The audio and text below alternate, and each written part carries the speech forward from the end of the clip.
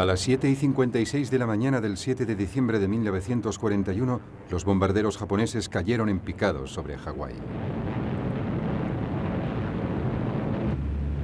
Su objetivo era la flota norteamericana del Pacífico que se encontraba anclada en su base de Pearl Harbor.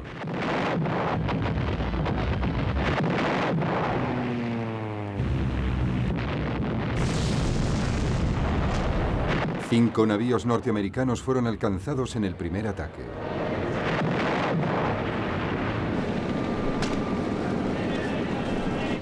Unos minutos después, más aviones japoneses se unieron a la ofensiva.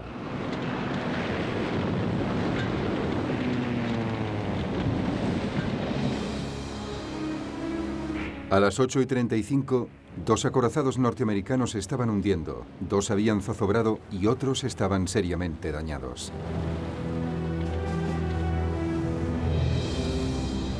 Un séptimo acorazado, el Nevada, soltó amarras y se dirigía a mar abierto cuando también fue alcanzado y obligado a regresar a la costa.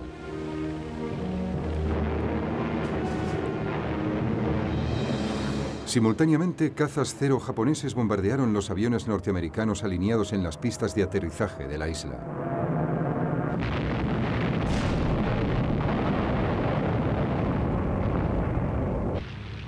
Los barracones contiguos del ejército también fueron ametrallados.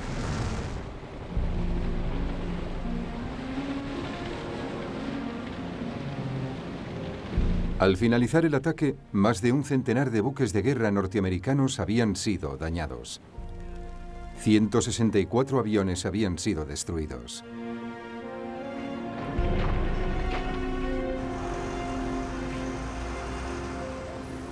Al día siguiente, el presidente Franklin Delano Roosevelt declaraba la guerra a Japón.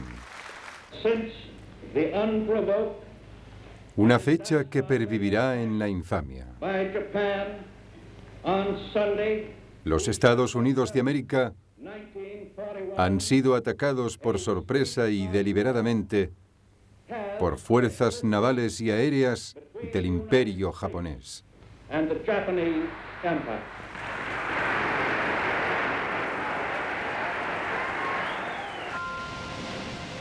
El escenario estaba dispuesto. ¿Podría Japón dejar fuera de combate a Estados Unidos con un golpe rápido antes de que el enorme poder americano acabase con el imperio nipón? La ofensiva de Pearl Harbor se convertiría en uno de los grandes conflictos armados de la Segunda Guerra Mundial.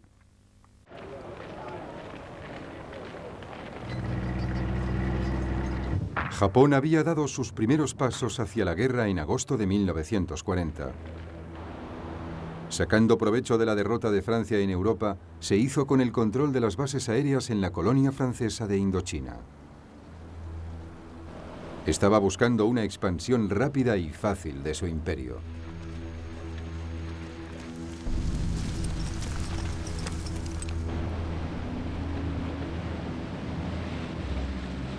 Un año después, Japón lanzó un ultimátum exigiendo la utilización de las bases aéreas francesas de Indochina. Al ver que los franceses dudaban, los japoneses invadieron el país y se hicieron con el control, incluida la colonia francesa.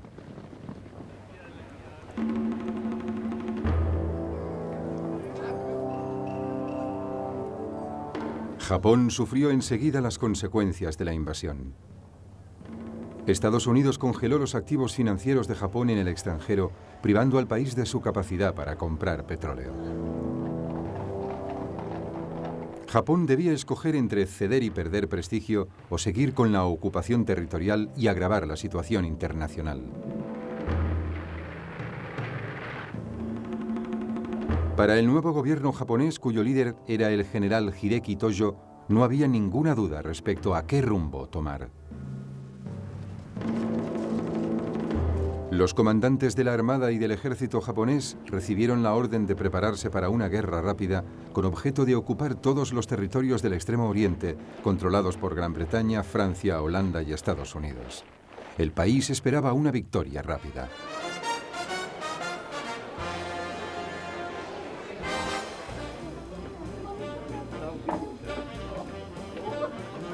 Japón consideraba a Estados Unidos como una nación cuya población solo pensaba en divertirse y por tanto no emprendería una guerra larga que pudiera causar muchas pérdidas humanas. Los líderes militares japoneses consideraron que si destruían la flota norteamericana del Pacífico, Estados Unidos buscaría rápidamente la paz. Y así fue como decidieron atacar Pearl Harbor. Esta ofensiva le fue encomendada al almirante Isoroku Yamamoto, comandante de la flota combinada japonesa.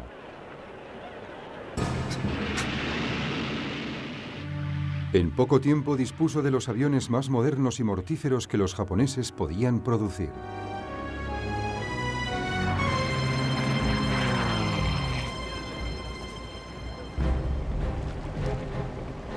La flota norteamericana del Pacífico estaba formada por 8 acorazados antiguos de la Primera Guerra Mundial y 2 portaaviones.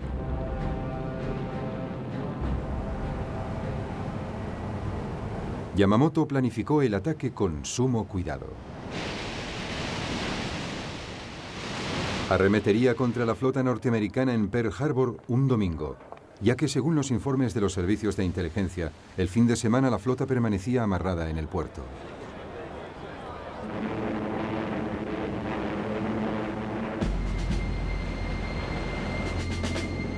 En el más absoluto silencio, las fuerzas japonesas se agruparon en la bahía de Tankán, al norte de las islas Kuriles.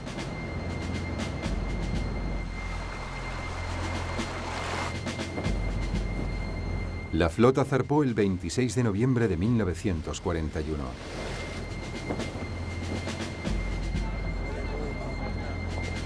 Mientras, como señuelo, los negociadores japoneses llegaban a Washington para discutir sobre una posible retirada de los japoneses de China.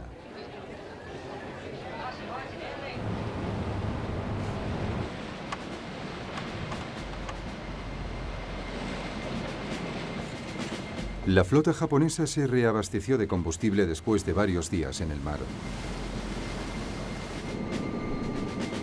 3 días más tarde ya estaba a la altura de Hawái. Los norteamericanos, confiados, no se dieron cuenta de que algo no iba bien.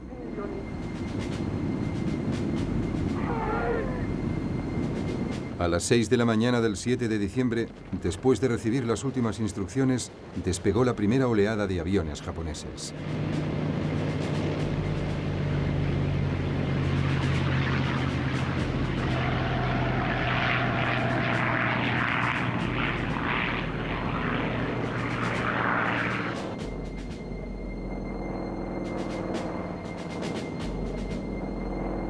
Mientras los primeros torpederos japoneses se lanzaban al ataque, el personal norteamericano se estaba despertando en una hermosa mañana de domingo.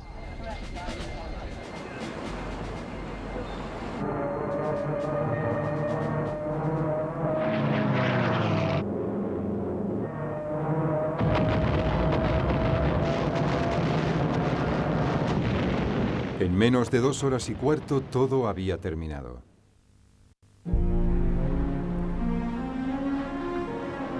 El plan de Yamamoto se había cumplido a la perfección. ¿O no?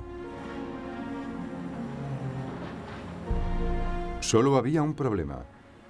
Los 2 portaaviones norteamericanos no se hallaban en Pearl Harbor en aquel momento, y por lo tanto se habían librado del ataque. El principal objetivo de Yamamoto de inutilizar la flota norteamericana del Pacífico había tenido un éxito parcial.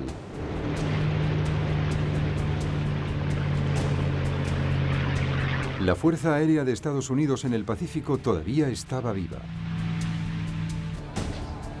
En Estados Unidos la población estaba horrorizada y no daba crédito a lo sucedido. La reacción fue rápida en una atmósfera de rabia y determinación. La muchedumbre furiosa asaltó la embajada de Japón en Estados Unidos. Japón había despertado al gigante dormido. El secretario de la Armada norteamericana, Frank Knox, habló en nombre de muchas personas. Los japoneses han empezado esta guerra, nosotros la terminaremos.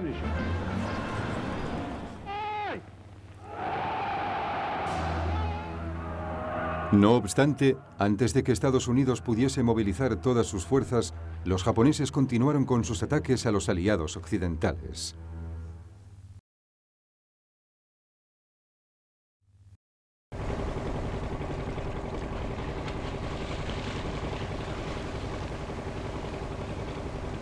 En diciembre de 1941, mientras Norteamérica se restablecía de sus heridas después de Pearl Harbor, Japón lanzaba una serie de nuevos ataques a las colonias occidentales del sureste asiático.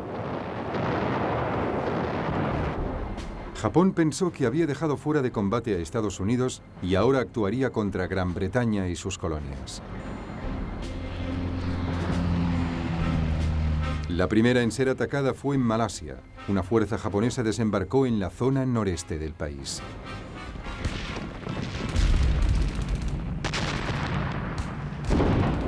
El plan era que ésta debía abrirse camino hacia el sur, a lo largo de la costa este.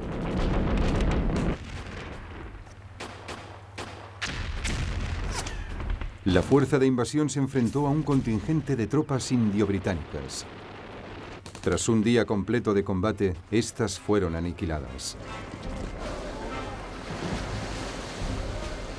Mientras, más hacia el norte, en Tailandia, un segundo desembarco japonés no encontró resistencia. 30.000 soldados japoneses se abrieron rápidamente camino a lo largo de la costa occidental de Malasia.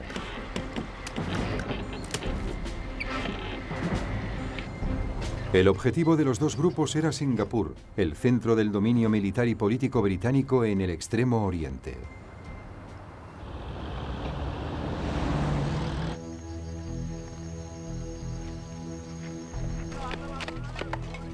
Gran Bretaña había convertido la isla en una fortaleza inexpugnable, o al menos eso pensaba. Todos sus cañones apuntaban hacia el sur, hacia el mar. Sin embargo, los japoneses se estaban aproximando por tierra desde el norte.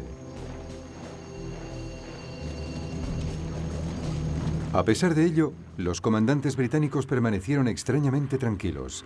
No consideraban a los japoneses como grandes luchadores y creían que la selva virgen malaya era prácticamente infranqueable.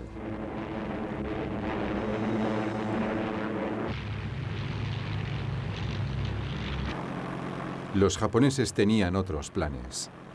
Atacaron Singapur desde el aire para debilitar la ciudad.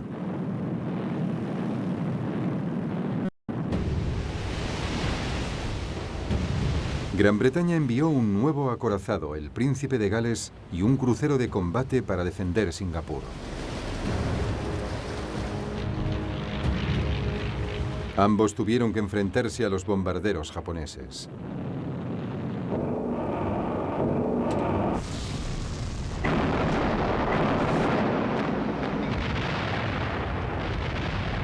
Otros dos acorazados fueron hundidos en menos de 2 horas.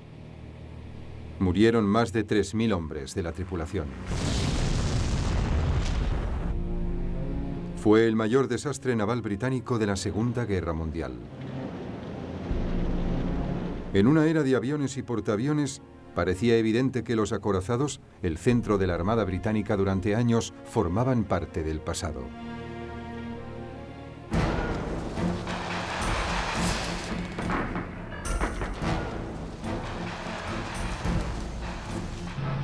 Mientras, en tierra, los japoneses proseguían su avance hacia el sur. El 11 de enero de 1942, Kuala Lumpur caía en manos de los japoneses. Las fuerzas británicas perdieron terreno y se replegaron en la isla de Singapur.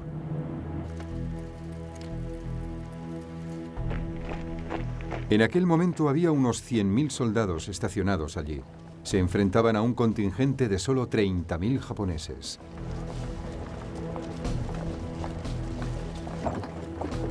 Incluso sin sus grandes cañones, los británicos deberían haber sido capaces de resistir.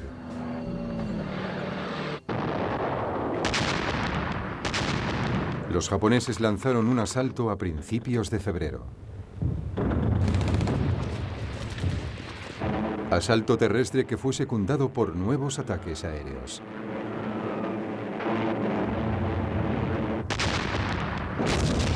Después de una serie de bombardeos, la defensa británica fue rápidamente reducida. Los británicos habían realizado una estimación equivocada de sus fuerzas. 4 días después, los japoneses se abrían paso a través de la última línea defensiva británica.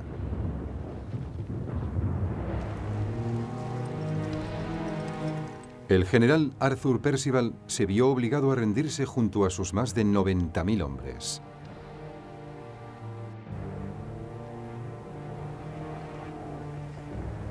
Nunca en la historia del ejército británico un comandante de una fuerza tan importante se había rendido, sobre todo teniendo en cuenta que las fuerzas británicas superaban a las japonesas en un número de 3-1. El poder y el prestigio británicos en el Extremo Oriente, desde hacía más de 200 años, habían sido barridos en tan solo 10 semanas. Pero no fue este el único desastre.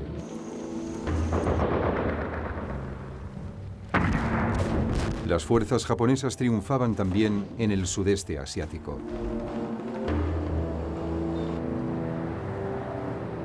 La guarnición británica de Hong Kong siguió luchando valerosamente con todas sus fuerzas durante 2 semanas antes de sucumbir a la invasión japonesa.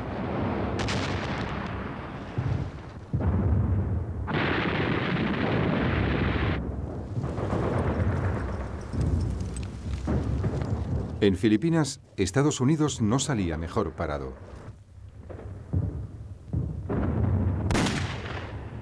Allí, un bombardeo aéreo preventivo sorprendió a un gran número de aviones norteamericanos cuidadosamente alineados en Clark Field.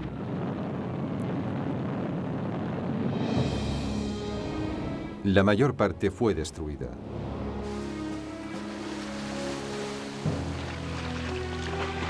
Dos días más tarde, sin prácticamente oposición americana, las tropas japonesas empezaron a desembarcar.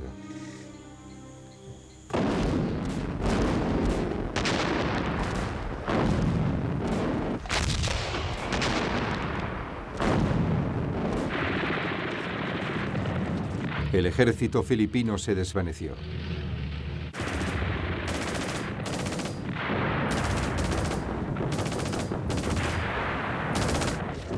Los japoneses avanzaban rápidamente. 10 días más tarde tomaban Manila.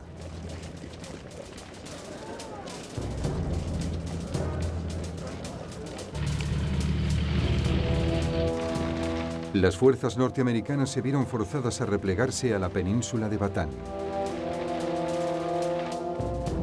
Allí esperaban resistir hasta la llegada de una fuerza de relevo. Pero esta nunca llegó.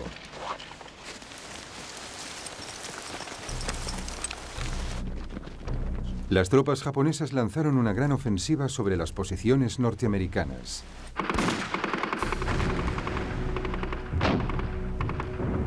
Después de 4 días de intensa lucha, las fuerzas japonesas rompieron las líneas defensivas enemigas. Los norteamericanos se rindieron 2 días más tarde.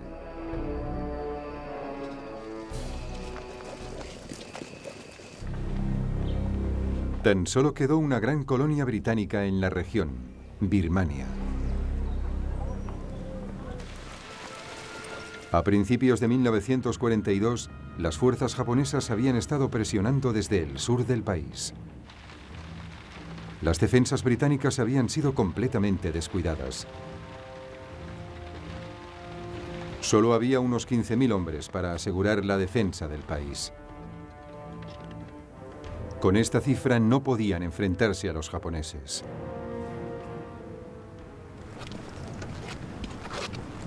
Las tropas aliadas organizaron una breve resistencia que estaba destinada a fracasar.